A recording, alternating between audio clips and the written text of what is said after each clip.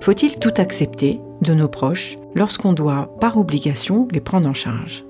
Doit-on prendre nos jambes à notre cou, ses clics et ses claques, et ainsi de suite ?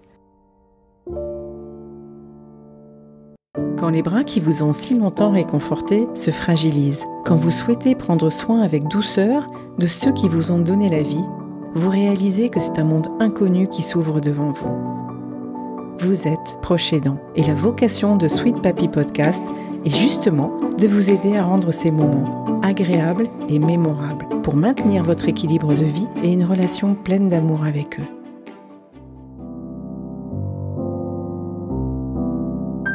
Rien n'est aussi efficace que de faire disparaître ce qui gêne. C'est le thème de cet épisode et nous retrouvons une invitée charmante, Céline, que je vous laisse tout de suite écouter. Céline, bonjour, je suis ravie de te retrouver. Globalement, on va dire presque 6 mois après t'avoir eu la première fois au téléphone et discuter avec toi de ta situation de proche aidante. Alors si on résume aujourd'hui, tu es aidante de ta maman depuis 2017. Tu n'avais plus de contact avec elle depuis plus de 10 ans.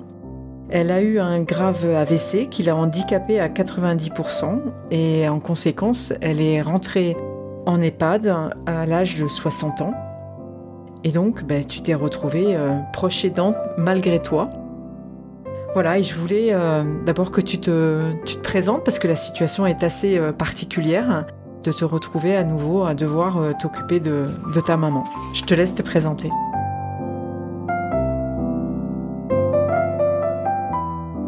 Eh bien, bonjour Anne déjà, merci pour ton accueil. Effectivement, la situation a un petit peu évolué, même si c'est en mieux, puisque j'ai pu... alors pour certains, ce serait pas forcément le cas, mais en tout cas, pour moi, ça a permis un petit peu plus de prendre encore du recul, de pouvoir être... donc je suis aidante de ma maman, comme tu l'as dit, depuis 2017. Elle a fait un AVC suite à des problèmes de santé qu'elle avait déjà avant. Et même si je m'en suis beaucoup occupée, on va dire que ces derniers mois, d'ailleurs, j'ai réussi à prendre donc plus de recul. Je me suis fait aider aussi beaucoup plus, entre autres par l'intermédiaire d'une personne qui vient la voir, que je rémunère, qui est une amie d'amis et qui me permet de pouvoir me soulager, mine de rien, sur sa prise en charge, son accompagnement. Ça lui fait du bien à elle. C'est quelqu'un de différent de la famille, donc pas les mêmes relations. Et voilà, donc c'est vraiment une bonne alternative que j'ai pu trouver là ces derniers mois, puisqu'on ne s'est pas parlé effectivement depuis plusieurs mois. Alors raconte-moi l'histoire, raconte-moi déjà qui tu es en fait. Oui, alors je suis Céline, j'ai un petit frère qui a 4 ans de moins que moi. Nos parents se sont séparés assez rapidement, moi j'avais 4 ans. Et puis j'ai vécu avec ma mère, ça a toujours été très conflictuel. J'ai vécu les premières années avec elle et puis à l'adolescence, je suis partie vivre chez mon père parce que déjà à ce moment-là, c'était très compliqué. Et puis ça n'a fait qu'empirer par finalement une rupture totale pendant plus de 10 années, même 15 ans, où on avait du mal à communiquer, mal à être dans une relation saine et agréable et pour l'une et pour l'autre. Du coup, aucun atome crochu entre nous, aucune complicité pendant plusieurs années. Et puis un jour, je me rappellerai toujours, un jour de décembre 2017, un appel d'une de mes tantes, parce que ma mère vient d'une grande famille, ils sont 11 frères et sœurs, et un appel donc de ma tante qui me dit ta maman a eu un AVC, elle est à l'hôpital dans le coma. Et à ce moment-là, donc ma mère est parisienne, de région parisienne. Moi, je suis dans le Jura, donc avec mon papa à ce moment-là. Et j'étais seule, j'étais adulte, mais j'étais dans le Jura. Et du coup, elle me dit voilà la situation. Qu'est-ce que tu veux faire? Et là, j'ai pas réfléchi, j'ai pris ma voiture et je suis montée à Paris pour aller la rejoindre. Ça a été après plus de 10 ans sans la voir, en communiquant très très sommairement, des fois par mail, parce que j'essayais ça restait ma mère et que j'essayais quand même de reprendre contact régulièrement, mais vraiment aucune relation stable et continue. Donc très très très difficile pour moi de la voir déjà dans cet état-là, parce qu'elle était dans le coma, elle est restée 10 jours dans le coma. Elle a fait un gros AVC et à la suite de ça, elle s'est réveillée, mais elle était handicapée à plus de 90%. Donc des mois de rééducation où je faisais des allers-retours régulièrement sur Paris pour être avec elle sur des périodes de 10 jours. Je restais 10 jours avec elle, je repartais, etc. Et puis finalement, j'ai eu l'envie, et puis même au-delà de ça, parce que là-bas, c'était difficile qu'elle soit prise en charge. Elle avait 60 ans. Donc à 60 ans, on m'a fait comprendre que tout ce qui était foyer d'accueil médicalisé, et c'était pas forcément... ils prenaient plus, en fait, elle était trop vieille. Donc ils m'ont dit, c'est l'EHPAD. Oui, presque trop jeune pour l'EHPAD aussi. Hein. Ouais, voilà, entre les deux. Et puis eux, tout ce qui est femmes et masses, donc les maisons d'accueil spécialisées aussi ne prenaient pas parce qu'elle était trop vieille et qu'eux-mêmes avaient déjà du mal à avoir des places libres pour les plus jeunes. Donc voilà. Puis les pathologies sont différentes en fonction des établissements. Il y avait tout. Enfin, j'ai appelé, je pense pas toute la France, mais presque. J'ai beaucoup cherché. Et voilà, à chaque fois, j'avais des retours négatifs. Donc quand elle a eu une place en EHPAD, on a fait le choix donc avec mes tantes, puisque mon frère, contrairement à moi, lui, a eu la même relation que ma mère, un petit peu moins parce qu'il était un peu plus jeune, mais il y a eu quand même cette rupture pendant des années. Et lui, par contre, a fait le choix de ne pas retourner vers elle. Il l'a vue une fois ou deux depuis qu'elle a fait son AVC, mais pas plus. Voilà, le lien est coupé, rompu totalement. Alors que moi, je l'ai plus vécu comme l'occasion de renouer contact, de la retrouver. Et c'est malheureux à dire, mais on n'a jamais eu une aussi belle relation depuis qu'elle a eu son AVC. Donc c'est des mots forts que je dis, mais c'est vrai. C'est vraiment ça, quoi. On s'appelle... elle a les troubles cognitifs qui font que voilà, elle est en demande très très souvent d'avoir des appels avec moi, mais même on se parle plusieurs fois par semaine, on communique, on se voit régulièrement, on est tout le temps en lien, et puis surtout la qualité de notre relation est très différente d'avant. C'est surtout ça qui est... Comment ça s'est passé au départ? C'est-à-dire que quand vous l'avez mis vous l'avez mis, j'aime pas ce terme, c'est ignoble. Vous avez pu la déplacer dans un EHPAD dans lequel aujourd'hui c'est toujours le même EHPAD? Non, en fait, on a fait le choix de la rapatrier dans le Jura, où il y avait une grosse partie de sa famille aussi, ma grand-mère. Elle a une maison là-bas, et en fait, elle a changé plusieurs fois. Les premières fois, en fait, parce que j'avais l'impression que ça n'allait pas, que les personnes qui s'occupaient d'elle n'allaient pas bien, ne faisaient pas ce qu'il fallait. J'ai même pris un congé proche aidant à ce moment-là, parce que je me suis dit, non, c'est pas possible. Donc, je lui ai pris un appartement à côté de chez moi et je m'en suis occupée pendant 4-5 mois. Sauf que très rapidement, on s'est rendu compte que c'était pas possible, quoi. Elle était trop handicapée. Les personnes qui intervenaient, infirmières, aides-soignantes, aides à domicile, etc., qui me secondaient, elles me disaient, mais non, c'est pas possible. Elle a tellement besoin d'aide que elle peut pas, voilà. Et puis elle est allée 2 fois à l'hôpital pour des problèmes de santé. Enfin, on a l'impression que son état se dégradait, en fait, alors que elle était quand même dans un appartement. On aurait pu penser que ça serait le contraire, mais finalement, je me suis dit que c'était pas la bonne solution et elle est retournée en EHPAD. Et là, donc, elle y est depuis... ça a duré 4-5 mois, puis elle est retournée en EHPAD, en fait. J'ai pris la décision parce que ça aussi, c'est pas toujours facile de se mettre d'accord avec la famille de ce qu'on fait, où on la met, Elle, son souhait, c'était de retourner chez elle, mais c'était impossible. Elle habitait au 4e étage sans ascenseur. C'était pas jouable du tout. Et puis, il a fallu prendre des décisions. Donc, c'était pas évident de dire, comme tu disais, de la mettre à l'EHPAD, mais bon, voilà. Il n'y avait pas le choix, quoi. Et si j'ai bien compris, quand je t'avais eu la première fois, tu m'as parlé d'un sentiment de culpabilité, d'un gros stress, parce que finalement, tu as été pendant longtemps dans l'opposition, dans le fait que tu voulais pas la voir. On va regarder le côté positif, parce que c'est le but de Sweet Papy Podcast aussi. On va pas parler uniquement des choses négatives et essayer d'imaginer par le biais de ton témoignage, comment est-ce qu'on fait pour rétablir justement ce lien avec non seulement une mère, mais quelqu'un qui est touché profondément dans son cœur et dans son corps. Comment ça s'est passé, les premiers contacts, et ensuite, qu'est-ce que ça t'a apporté, toi, finalement, et elle? En fait, c'était très bizarre parce qu'elle avait oublié, en fait. Elle a eu une amnésie du fait de son AVC, du coma, etc.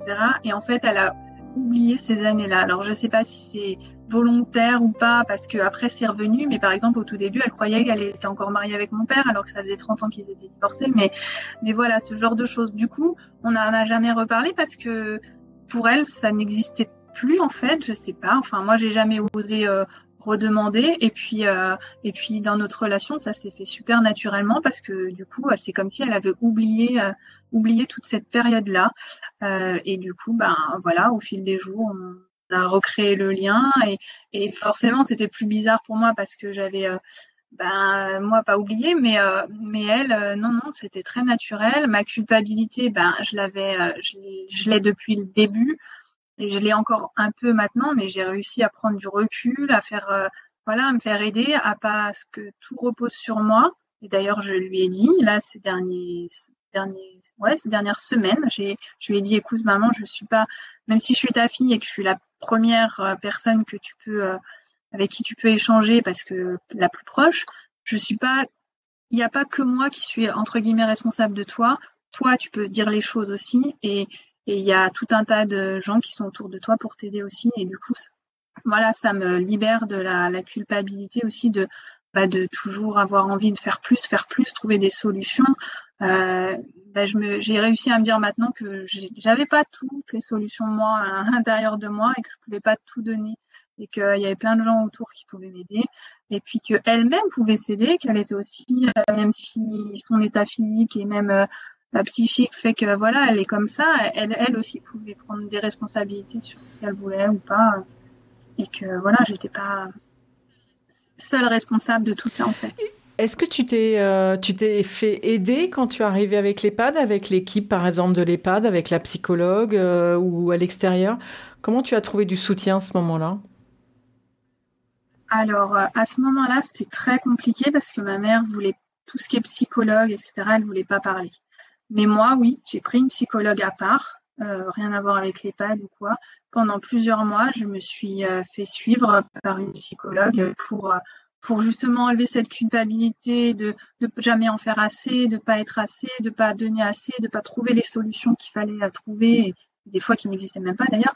Et, euh, et du coup, ouais, ça m'a aussi énormément aidé de pouvoir me faire accompagner par cette psychologue.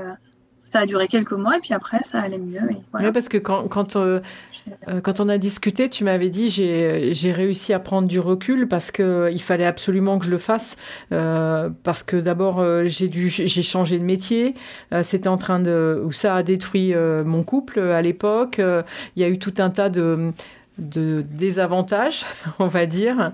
Parle-en justement de ça. C'est important aussi de le dire.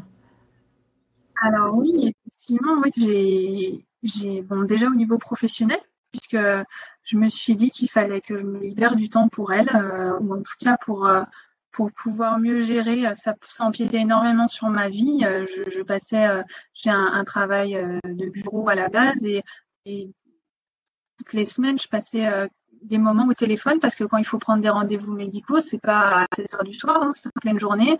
Donc, il fallait que je m'absente pour prendre des rendez-vous, pour aller au rendez-vous, pour avoir des contacts avec les médecins, etc. Donc, j'ai pris la décision depuis là une année bientôt de changer complètement de métier et de pouvoir être à mon compte pour pouvoir plus facilement gérer au quotidien et puis en cas de besoin, les rendez-vous, etc.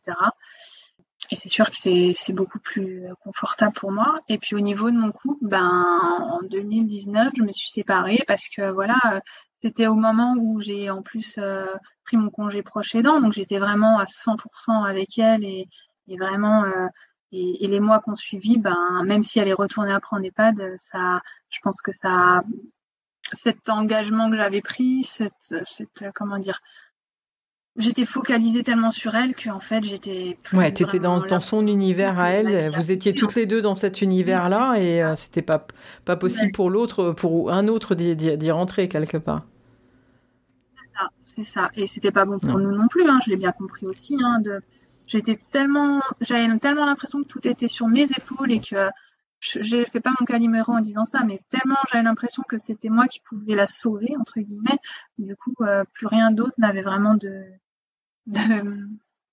enfin, c'est même pas d'intérêt, mais c'était pas aussi important que ça, quoi. C'était pas aussi important qu'elle et voilà, et j'avais cette responsabilité-là à ce moment-là, en tout cas. Et je me souviens aussi que tu avais indiqué une phrase que j'ai gardée, hein, qui est en face de moi, parce que je pense que ça parlera vraiment à tous les proches aidants. Je n'avais jamais imaginé ce qu'on était capable de faire dans ces moments-là. C'est-à-dire la force de fou qu'on pouvait avoir pour tenir le coup, en fait.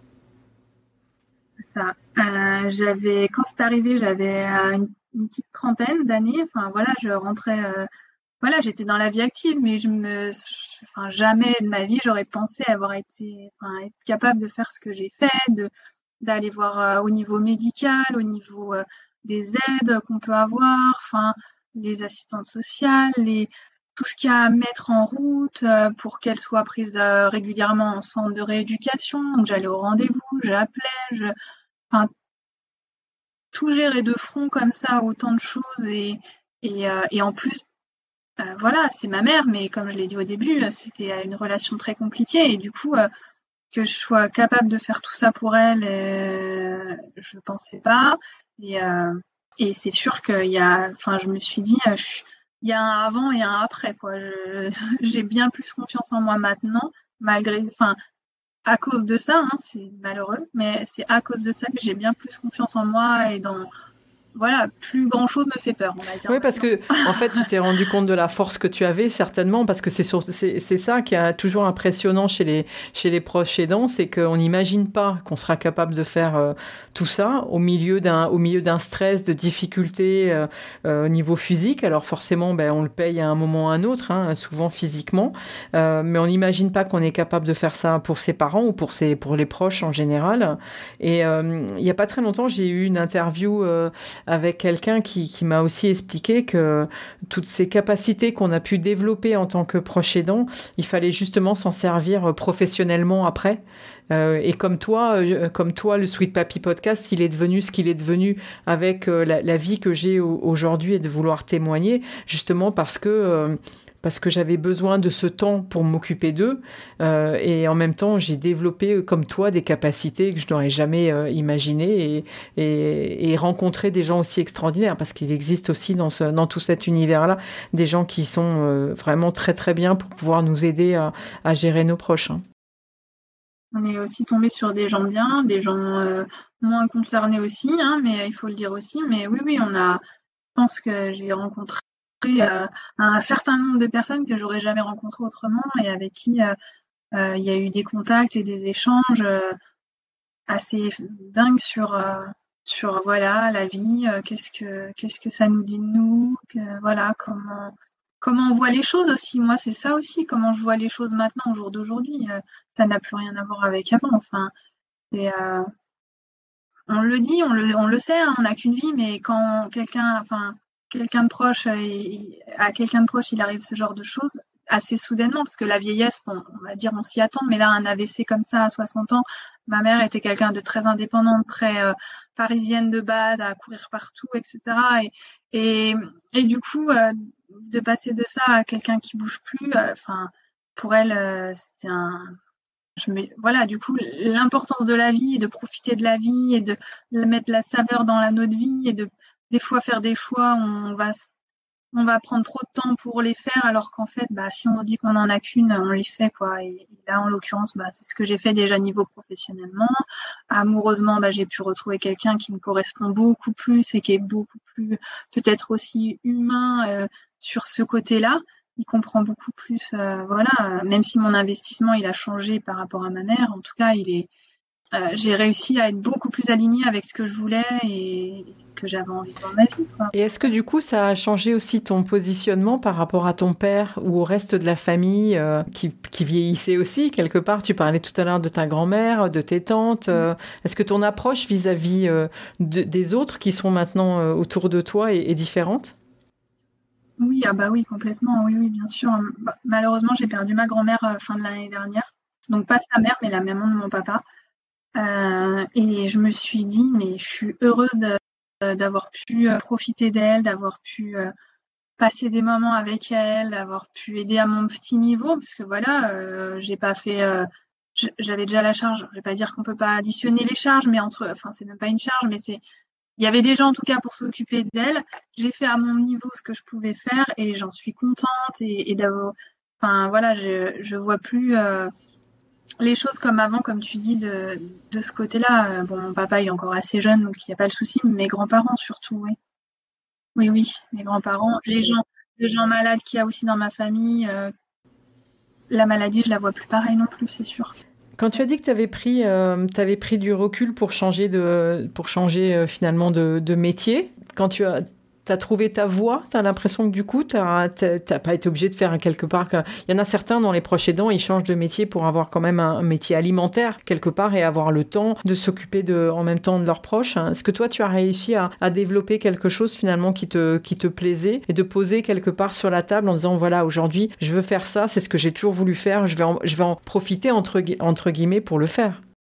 Alors honnêtement, je l'ai fait par choix plutôt temporel, enfin avoir du temps pour elle et donc pour moi et pouvoir mieux gérer parce que j'avais l'impression d'être un peu submergée de voir gérer mon emploi du temps de travail, plus elle et les rendez-vous, etc.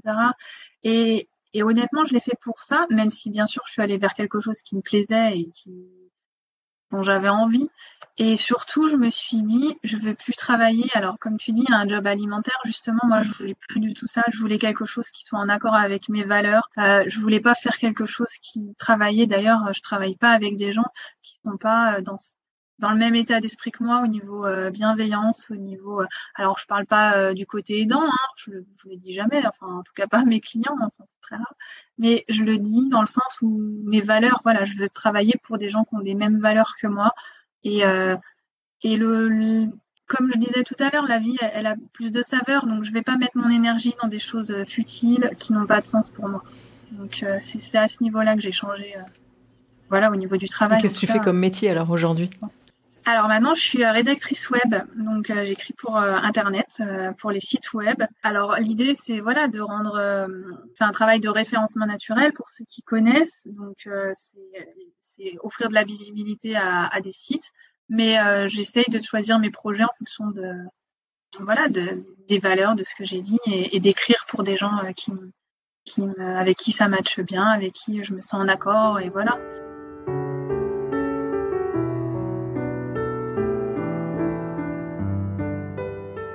Alors on va repartir sur un côté un peu plus négatif dont tu m'as parlé quand on a préparé cet épisode. C'est la fin de vie ou ce que demande ta maman aujourd'hui. Comment tu le ressens toi aujourd'hui et est-ce que tu te retrouves à nouveau dans une période où tu sais pas trop où aller chercher les informations, comment ça se passe et que tu as l'impression que tu vas partir un peu dans une autre expérience à nouveau ? C'est ça. Alors je recule déjà parce que il y a une part de moi qui veut pas qu'elle parte, ça c'est clair et je me sens et j'ai l'impression que cette responsabilité elle me retombe un peu dessus en disant c'est à moi de reprendre les rênes, pour me renseigner, oui, mais surtout pour dire en gros je valide ton projet de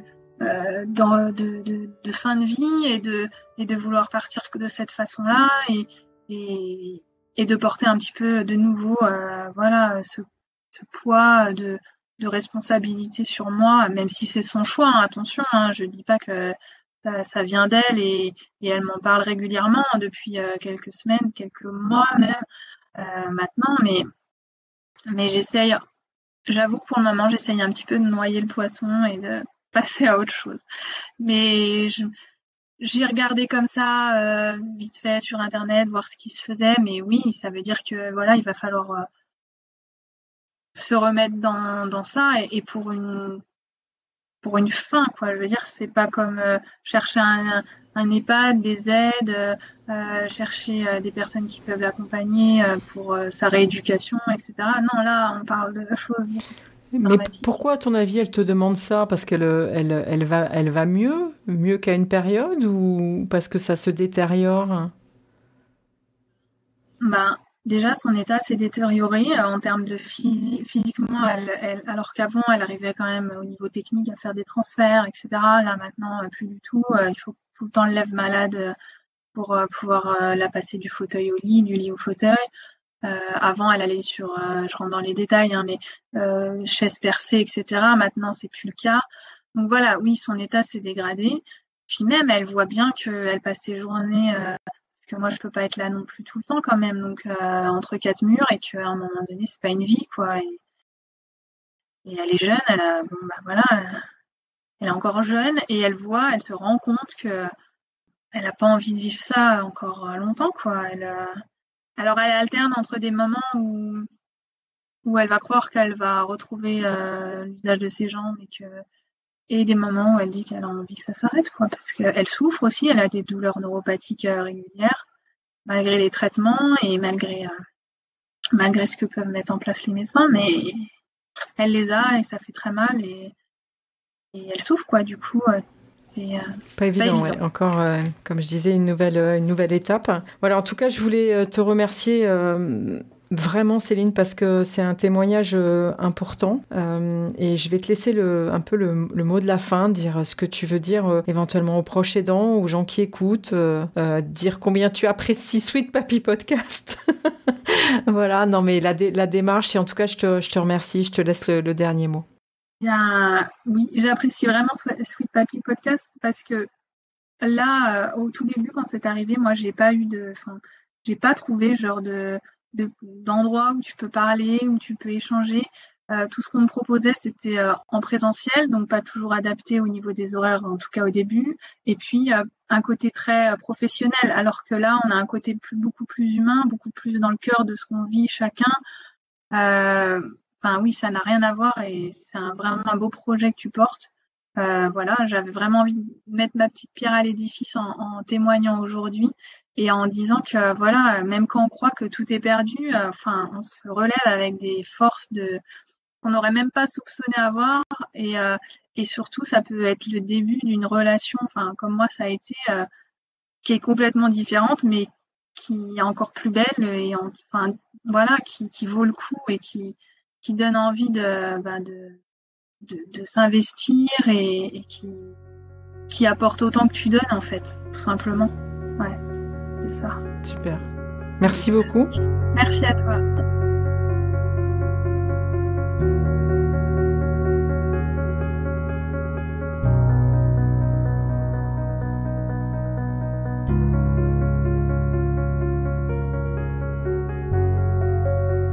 Aborder le thème du déni ou du rejet de son proche me paraissait indispensable.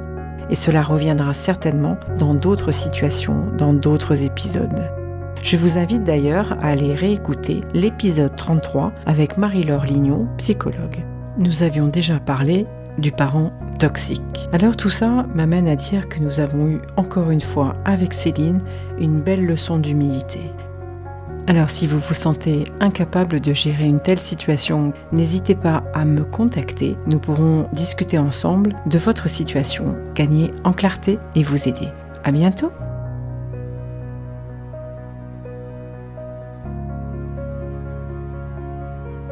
Merci d'avoir écouté cet épisode où la parole est portée par le cœur. Au-delà du podcast pour les personnes qui ressentent le besoin d'être accompagnées dans ce moment complexe, nous vous proposerons très bientôt des solutions concrètes et de participer à des ateliers optimistes et inspirants spécialement conçus pour vous. Ça sera l'occasion de poser toutes les questions qui vous trottent dans la tête. Alors pour vous inscrire et suivre toute notre actualité, il vous suffit de nous envoyer un mail à sweetpapypodcast@gmail.com.